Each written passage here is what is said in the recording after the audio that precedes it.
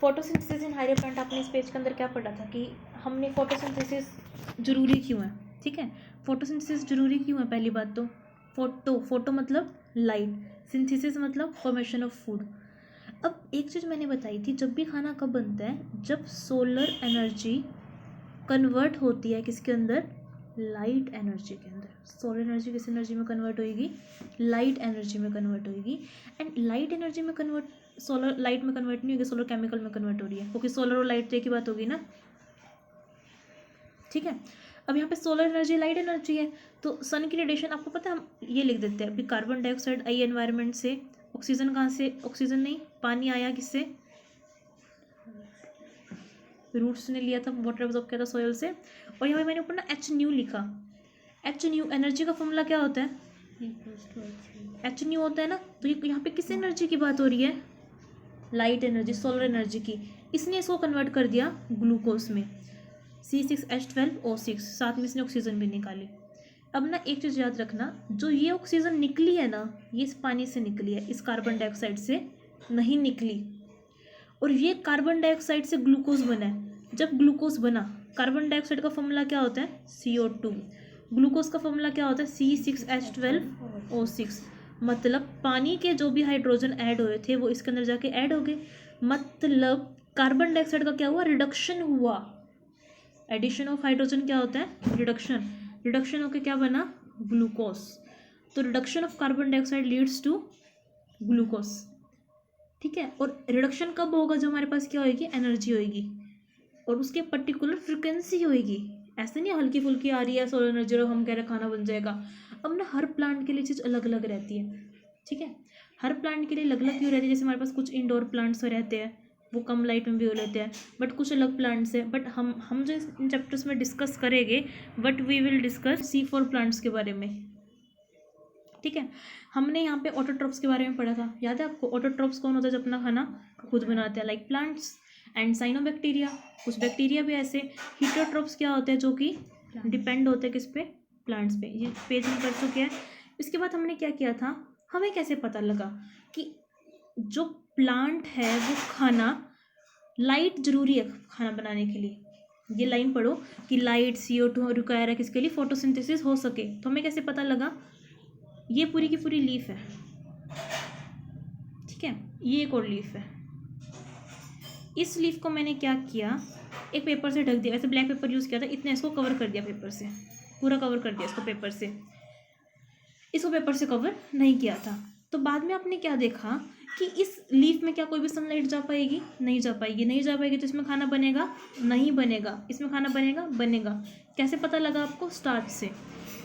इस बात को बहुत ध्यान से सुनना, क्योंकि लीफ ने जो खाना बनाया है, ये हमारी ग्रीन कलर की लीफ है मान लो, इसको तो कवर कर रखा पेपर से, इसको कवर नहीं कर रखा, मतलब इसमें सनलाइट जा रही है, प्रॉपर रिएक्शन हो रही है। रिएक्शन होकर क्या बना था, ग्लूकोज। बट खाना स्टोर किस में हुआ था, स्टार्च के फॉर्म में स्टोर हुआ था। तो इसमें तो स्टार्च के लिए टेस्ट नेगेटिव आएगा। अब स्टार्च के लिए टेस्ट कैसे आता है, ये बहुत इंपॉर्टेंट बात है, क्योंकि इस बुक में क्वेश्चन के रूप में पूछ रहा है, मैं आपको आंसर बताती हूँ। जो स्टार्च होता है ना, वो दो चीज़ों से मिलकर बनता है। किस किस चीज़ से मिलकर बनता है स्टार्च हमारा, स्टार्च एक पॉलीसेकेराइड है। क्या है, पॉलीसेकेराइड। दो चीज़ों से मिलकर बना है, एमाइलोज और अमाइलोपेक्टिन। ये बायोमोलिक्यूल चैप्टर में बहुत दे रखा है। एमाइलोज क्या होता है, यूनिट है। एमाइलोज थोड़ा सा ना ऐसे ब्रांच सा रहता है, इसके अंदर कुछ जगह होती है जहाँ पे कोई मॉलिक्यूल आके टिक सके। तो जब भी हम आयोडीन डालते हैं ना, तो ये कलर प्रोड्यूस करता है, कौन, स्टार्च। मतलब कि अगर आयोडीन डालने के बाद कलर प्रोड्यूस हुआ तो मतलब स्टार्च है, स्टार्च है तो फोटोसिंथेसिस हुई है। कलर प्रोड्यूस नहीं हुआ तो फोटोसिंथेसिस नहीं हुई है। तो यहाँ से आपको टेस्ट समझ में आ गया था। तो ये लाइन कर सकते हो कि हमने दो स्टार्च फॉर्मेशन का टेस्ट किया था, दो लीव्स में, एक वेजिटेटेड लीव्स और उसको पार्शली कवर कर रखा था ब्लैक पेपर से। फिर हमने टेस्ट किया, ठीक है, टेस्ट कराओ, समझ में आ गया जो टेस्ट किया था। उसके बाद आपने इस एक्सपेरिमेंट, अनदर एक्सपेरिमेंट देखो, जो ये है ना, ये जार है हमारे पास। इस चीज़ को ध्यान से देखो, देखने समझ में आएगी। आपको जार दिखाई दे रहा है, यहाँ पे कैंडल जल रही है और ये क्या है, माउस है। थोड़ी देर बाद इन्होंने क्या देखा, ये जार बंद था। ये जार बंद का मतलब क्या है, यहाँ पे कोई भी स्पेस नहीं है इस जार के अंदर कि यहाँ से ऑक्सीजन एंटर कर सके, या कोई भी गैस एंटर कर सके। कोई भी गैस यहाँ पे एंटर नहीं कर सकती। तो उसने क्या देखा कि दोनों के दोनों बुझ गए। ये आपको पता है कि किसी भी चीज़ को जलने के लिए किस गैस की जरूरत होती है? Very good. कैंडल को बर्निंग के लिए कमर्शियल किस गैस की जरूरत है? ऑक्सीजन। सिमिलरली माउस को भी किस गैस की जरूरत है? ऑक्सीजन। हम भी क्या प्रोड्यूस कर रहे हैं? हम कार्बन डाइऑक्साइड प्रोड्यूस कर रहे हैं ना। मतलब भाई माउस भी एनिमल है, क्या प्रोड्यूस कर रहा है? Carbon dioxide. और कार्बन डाइऑक्साइड कौन सी गैस है? Fire extinguisher. ठीक है, थोड़ी देर बाद अब ये भी कार्बन डाइऑक्साइड प्रोड्यूस कर रही है। ऑक्सीजन की कमी के कारण दोनों के दोनों क्या हो गए? मर गए। इसने इसको कार्बन डाइऑक्साइड दी, ये मर गया। फिर ऑक्सीजन की कमी से माउस भी मर गया। फिर उसने अनदर एक्सपेरिमेंट में क्या किया? क्लोज जार रखा, बंद रखा इस पूरे जार। यहाँ पे कोई बर्तन है, यहाँ पे उसने पौधा ले लिया मिंट का। ठीक है, पौधे लेने से क्या देखा उसने? जब पुदीने का पौधा लिया, ये क्या देखता है कि ना ही तो कैंडल बुझी ना माउस मरा। क्यों? क्योंकि उसको नहीं पता ऑक्सीजन के कार्बन डाइऑक्साइड के, ये पता लगा ऑक्सीजन रिलीज होती है। फिर उसने क्या बोला? पक्की बात, ये जो ये प्लांट है ना वो गैस रिलीज कर रहा है जो इन दोनों के जिंदा रहने के लिए जरूरी है। पक्की बात, प्लांट वो गैस रिलीज करता है जो कि हम एनिमल्स क्या करते हैं? ब्रीथ करते हैं। तो बाद में ये बात आई, हाँ प्लांट वो गैस रिलीज करते हैं ऑक्सीजन जो एनिमल्स इनहेल करते हैं, जिससे ब्रीथिंग करते हैं। तभी तो अब इसको जो प्लांट को खाना बनाने के लिए क्या चाहिए था? Carbon dioxide. Very good. किसने दे दी? भाई दे दी माउस ने। ठीक है, इन दोनों माउस को क्या चाहिए? ऑक्सीजन। पर्टिकुलर थोड़ी बहुत लाइट दे ही रहा है जिससे खाना बन जाए। भाई इसको कार्बन डाइऑक्साइड ही मिल रहा है। थोड़ी देर के लिए किया था एक्सपेरिमेंट, तो तीनों चीज़ें क्या रही? जिंदा रही। तो एक्सपेरिमेंट क्या सामने आया कि जो ये लास्ट लाइन है ना, इसको बहुत ध्यान से अंडरलाइन कर लो कि प्लांट, ये इंपॉर्टेंट लाइन है, इसका ये हाइपोथेसिस है कि प्लांट वो गैस देते हैं, वो एयर देते हैं जो ब्रीथिंग एनिमल्स और हम रिमूव करते हैं। हम जो चीज़ छोड़ते हैं वो चीज़ वो यूज़ करते हैं, और हम जो चीज़ लेते हैं वो चीज़ वो छोड़ते हैं। इतनी बात समझ में आ गई? किसने दिया था? प्रिस्टले में दिया था। इसका ईयर याद एक्सपेरिमेंट किया था ना, प्रिस्टले ने भी एक्सपेरिमेंट किया। नाम इसका क्या था? Presley experiment. ये माउस वाला है, पेपर में आ जाए, जार बना के आ जाना। फिर जैन इंगन है, उसने एक्सपेरिमेंट किया। उसने भी चीज़ बोली कि उसने ये चीज़ बताई कि सनलाइट असेंशियल है प्लांट के लिए। उसने क्या रखा? एक दिन सनलाइट में रख दिया, दूसरे दिन डार्क में रख दिया। उसने एक चीज़ देखी कि प्लांट ना कुछ बबल रिलीज करते हैं। जो बबल से रिलीज कर रहे हैं उसको पता नहीं था ऑक्सीजन है, उसको बस ये पता था कि जब सनलाइट होती है ना तो बबल बनते हैं, जब डार्क होता है तो वो नहीं बनते हैं। तो मतलब कि प्लांट जो गैस निकालता है सनलाइट के प्रेजेंस में निकालता है। अब जब एक बात याद रखना, ग्लूकोज बनता है तो ऑक्सीजन भी तो बाय प्रोडक्ट होता है हमेशा। मतलब कि ग्लूकोज कब बन रहा है? जब सनलाइट है, और नहीं बन रहा जब सनलाइट नहीं है। मतलब कि जब सनलाइट है तो बबल मतलब ऑक्सीजन बबल फॉर्मेशन में आ रहे हैं निकल के। उसने माइक्रोस्कोप के नीचे देखा तो उसने बस ये चीज़ आइडेंटिफाइड करी, जो बबल्स कब निकल रहे थे, बबल्स क्या थे? ऑक्सीजन थे। और बबल मतलब ऑक्सीजन तभी निकलेगी जब सनलाइट होएगी। ठीक है, और नहीं निकलेगी जब सनलाइट नहीं होएगी। इसलिए रात को प्लांट ऑक्सीजन नहीं देते, कुछ एक्सेप्शंस है। मैं नॉर्मली प्लांट की बात कर रही हूँ। नॉर्मली दिन में प्लांट ऑक्सीजन देते हैं, रात को ऑक्सीजन नहीं देते। एक्सेप्शंस हैं, वो बाद में डिस्कस करेंगे। तो लेटर ही आइडेंटिफाइड जो ये बबल्स है वो क्या थे? ऑक्सीजन थी। उसने क्या बताया कि ग्रीन पार्ट जो है ना प्लांट का, वो क्या रिलीज करते हैं? Oxygen gas. इतनी बात समझ में आ गई? कैसे बताया? जूलियस वन सच्ची ने क्या बताया? इन्होंने एक्सपेरिमेंट दिया कब था? 1854 में दिया था। इन्होंने एक चीज़ क्या बताई कि ग्लूकोज ही बनता है जब प्लांट क्या होता है? ग्रो करता है। अब इन्होंने बट प्लांट ग्रो करना क्यों बोला? क्योंकि फोटोसिंथेसिस होगी तभी तो प्लांट ग्रो करेगा, और फोटोसिंथेसिस होती है तो क्या बनता है? ग्लूकोज। अब ग्लूकोज तो बहुत सारे बनते हैं भाई, इतनी सारी पत्तियाँ होती है। और याद रखना, सिर्फ ग्रीन पार्ट जो होता है ना प्लांट का, वही फोटोसिंथेसिस करता है। अब आपस में बहुत सारे ग्लूकोज का जुड़ जाना, इनमें लिंकेज होती है अल्फा 1 4 अल्फा 1 6। ग्लूकोज, बहुत सारे ग्लूकोज जुड़ के क्या बनाते हैं? ग्लूकोज यहाँ पे मोनो है ना, एक है, बहुत से जुड़ के क्या बनाएंगे? पॉली। किस फॉर्म में पॉलीसेकेंड होता है? स्टार्च के फॉर्म में बनाते हैं। तो glucose is stored as a starch. तो उन्होंने इस बाद में स्टडीज में आया कि हमेशा सिर्फ ग्रीन सब्सटेंस होता है ना प्लांट्स का, वहीं पे क्या होती है? फोटोसिंथेसिस होती है। और ग्रीन प्लांट सब्सटेंस क्या होता है? क्लोरोफिल। क्लोरोफिल एक पिगमेंट है जो कि किस ऑर्गेनेल में स्टोर है? क्लोरोप्लास्ट में। और ये ग्रीन पार्ट ही है जहाँ पे ग्लूकोज बनता है। और ग्लूकोज किसकी फॉर्म में स्टोर होता है? स्टार्च की फॉर्म में। Who search it? Julius one search in 1854। Prism जो होता है व्हाइट लाइट को कितने कलर्स में तोड़ता है? 7। वेरी गुड, 7 कलर्स में तोड़ता है। वैसे मैं 7 कलर से बना भी देती हूँ अलग अलग कलर से विबग्योर के अंदर।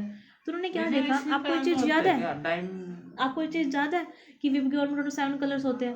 तो chlorophyll A and chlorophyll B दोनों के एब्जॉर्प्शन बैंड अलग अलग होता है, और ये उसी में बताया था ब्लू एंड रेड रीजन के अंदर आता है। जिस रीजन के अंदर आता है वही उसी रीजन की लाइट एब्जॉर्ब करेगा, और जहाँ पे लाइट एब्जॉर्ब करेगा वहीं तो ऑक्सीजन बनेगी।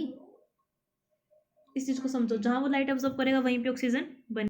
इसमें ना केमिस्ट्री का वर्ड है एम्पेरिकल इक्वेशन। एम्पेरिकल इक्वेशन मतलब जो ये फॉर्मूला है ना, ये एम्पेरिकल फॉर्मूला है। एम्पेरिकल फॉर्मूला और उसमें फ़र्क क्या होता है? देखो कार्बन डाइऑक्साइड ऑक्सीजन लेके बनी क्या थी? ग्लूकोज। ग्लूकोज का फॉर्मूला आप जानते हैं क्या होता है? C6H12O6। ये इसका क्या है? Molecular formula. बट यहाँ से कॉमन चीज़ क्या है? 6 कॉमन है, तो क्या बच जाएगा? CH2O कॉमन बन जाएगा ना, तो इसलिए उन्होंने सिंपल एम्पेरिकल इक्वेशन लिखी है। पहले पता नहीं था कितने मॉलिक्यूल निकलते हैं। देखो ये बैलेंस नहीं है ना, बस इसको तो ये पता है कि हाँ इतनी चीज़ें निकली, अपने हिसाब से ये बैलेंस है। देखो एक कार्बन है, एक कार्बन है, 2 हाइड्रोजन है, 2 हाइड्रोजन है, 3 ऑक्सीजन है, 3 ऑक्सीजन है। बट ये एम्पेरिकल इक्वेशन है भाई, ऐसा कुछ निकलता है। तो यहाँ पे CH2 कार्बोहाइड्रेट को रिप्रेजेंट कर रहा है। फिर हम इसको बैलेंस करते हैं ना, 6 लगा के ग्लूकोज जब लगाते हैं तो 6 यहाँ पे क्या आ गया? कॉमन वेक्टर आ गया। इन्होंने एक्सपेरिमेंट किया, किसने किया था, किसने बताया? रिमेंबर द सन and the name of the scientist. किस साल में बताया था उन्होंने? मेन चीज़ बताई क्या थी उन्होंने? एक्सपेरिमेंट किस पे किया? पर्पल एंड ग्रीन बैक्टीरिया पे। उन्होंने एक चीज़ बताई कि फोटोसिंथेसिस ना लाइट डिपेंडेंट है। लाइट पे डिपेंडेंट मतलब जो ये लाइट आ रही है ना, एक्चुअली ये लाइट ही है। अब यहाँ पे ए क्या है? ए यहाँ पे ऑक्सीजन भी हो सकता है, ए यहाँ पे सल्फर भी हो सकता है। तो उन्होंने एक चीज़ बताई भाई, जो ये यहाँ से हाइड्रोजन होती है ना, इस कार्बन डाइऑक्साइड में जाके इसको रिड्यूस कर देती है। क्या कर देती है? रिड्यूस कर देती है। इसलिए हमेशा कार्बोहाइड्रेट कैसे बनता है? रिडक्शन से बनता है, रिड्यूस होता है कार्बन डाइऑक्साइड, और क्या बन जाता है? ग्लूकोज बन जाता है। और फिर ये ए है, जो ए तो ऑक्सीजन सल्फर कुछ भी होता है वो एज इट इज बाहर निकल जाता है, ठीक है।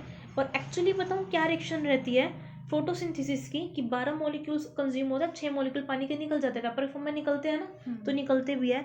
तो इन्होंने ये बात बताई थी। इससे पहले हम लोग क्या जानते थे कि ऑक्सीजन कहाँ से आती है? कार्बन डाइऑक्साइड में। बाद में क्या पता लगा ऑक्सीजन कहाँ से आती है? पानी से। पता कैसे लगाई उन्होंने ये बात? सुनो, ग्रीन प्लांट में तो पानी होता है हाइड्रोजन देने वाला, लेकिन कुछ बैक्टीरिया ऐसे है जहाँ पे हाइड्रोजन देने के लिए पानी नहीं होता, H2S होता है। क्या होता है? H2S। जैसे कि purple and green sulphur bacteria हो गए। तो उन्होंने ये देखा कि वहाँ पे O2 नहीं निकल रहा, वहाँ पे क्या निकल रहा है? सल्फर निकल रहा है। तो इसका मतलब कि ऑक्सीजन कहाँ से आती है? वाटर से। अगर ऑक्सीजन कार्बन डाइऑक्साइड से आ रही होती तो हमने जब हाइड्रोजन सल्फाइड लिया था तब भी तो निकलना चाहिए था ऑक्सीजन, तब क्यों नहीं निकला? तो इस एक्सपेरिमेंट से प्रूफ हो गया कि always oxygen release from the water, ठीक है। बाद में इसकी करेक्टिवेशन देखो क्या थी कि 12 मॉलिक्यूल लेते हैं और 6 मॉलिक्यूल वाटर के निकल जाते हैं। ये बात समझ में आ गई? ये देखो, ये वैसे केमिस्ट्री में ये आ सकता है बैलेंसिंग के लिए। यहाँ पे हमने कितने हैं हाइड्रोजन? कितने हैं यहाँ पे? 24 है ना मुझे? 12 और 2, मैं इसको थोड़ा साफ कर देती हूँ, मिनट को। 12 × 2 कितने हैं? 24। वैसे बैलेंसिंग पॉइंट, और 6 × 2 12, और यहाँ पे भी 12। तो अब बात सुनो, हम वैसे नॉर्मल लिख देते हैं 6H2O कंज्यूम हुए। पानी कंज्यूम तो होता ही है, लेकिन जो प्लांट्स होते हैं ना, जब भी वो फोटोसिंथेसिस करते हैं, एक बार याद रखना, जहाँ भी प्लांट्स होएंगे ना वहाँ का टेम्परेचर 15 से 20 डिग्री सेल्सियस कम होता है। क्यों कम होता है?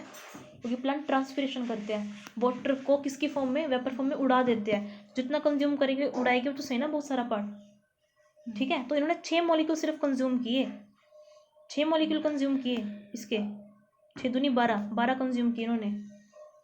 6 मोल कंज्यूम किए ना, और एक पानी में 2 तो 12 कंज्यूम किए, और 12 इन्होंने उड़ा दिए। आगे समझ में कैसे ये बैलेंस होगी इक्वेशन किसकी? फोटोसिंथेसिस की। एक्चुअली इक्वेशन ये है, this is the right equation of. देखो ये बात हम सबको पता है कि जो प्लांट का ग्रीन पार्ट होता है, कौन सा पार्ट?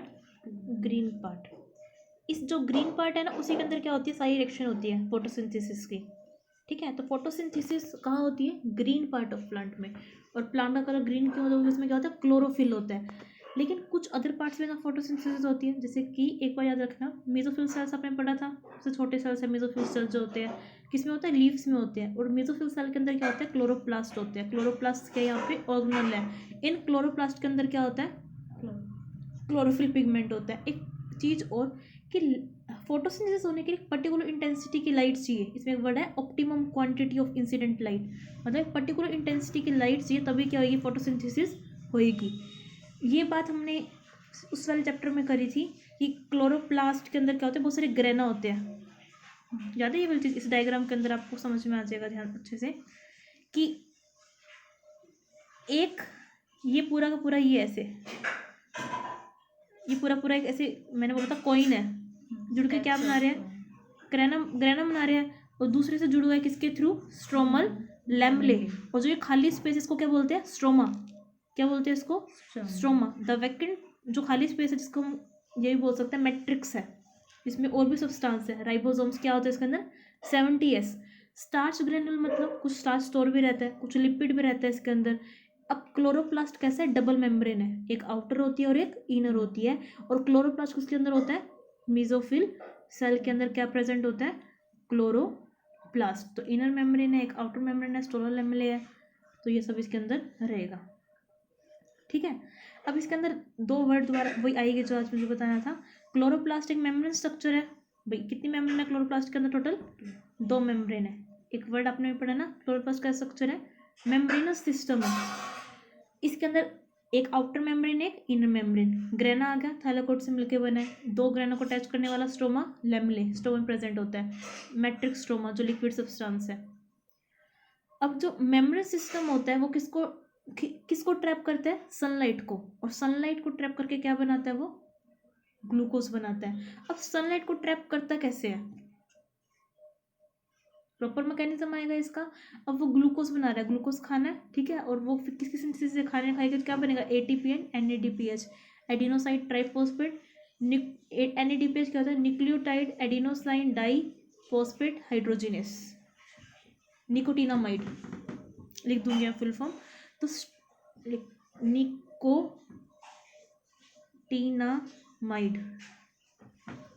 ठीक है। फिर आगे एडेनिन डाइन्यूक्लियोटाइड फॉस्फेट डिहाइड्रोजिनेस। तो स्ट्रोमा में जितनी भी रिएक्शंस है ना, एंजाइमेटिक रिएक्शन, जैसे शुगर सिंथाइज हुआ है, सिंथाइज होने के बाद स्टार्च बना है, सारी की सारी इसके अंदर हुई है। अब ये सारी की सारी रिएक्शन ग्लूकोज का बनना किस पे डिपेंड करती है, लाइट पे डिपेंड करती है ना। तो वो रिएक्शन, ये डेफिनेशन आ सकती है, what are the light reaction, the former set of reaction जो डायरेक्टली लाइट ड्राइवन, उसे हम क्या बोलते हैं, लाइट रिएक्शन या फिर फोटो केमिकल रिएक्शन। और जो लाइट ड्राइवन नहीं है वो क्या होगी, डार्क रिएक्शन, मतलब वो डार्क में भी हो सकती है। ये बात समझ में आ गई, जो लाइट की प्रेजेंस में होगी, मतलब लाइट तो चाहिए उनके होने की, that is the light reaction. और जो लाइट की प्रेजेंस में नहीं होगी, that is the dark reaction. ठीक है।